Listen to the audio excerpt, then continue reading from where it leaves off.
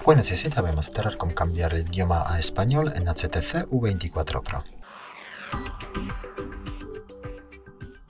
Para eso abrimos la aplicación Ajustes. Aquí tenemos la versión alemana del sistema. Luego de aquí seleccionamos la penúltima pestaña, System, es la con este icono. Y luego pulsamos la primera opción y aquí también la primera.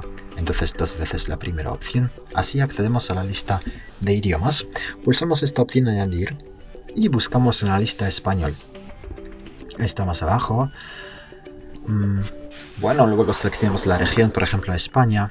Y después de añadir el idioma a la lista hay que mantenerlo presionado y colocarlo como primero en la lista. Luego pulsamos esta opción aquí a la derecha para confirmar el cambio y ya está.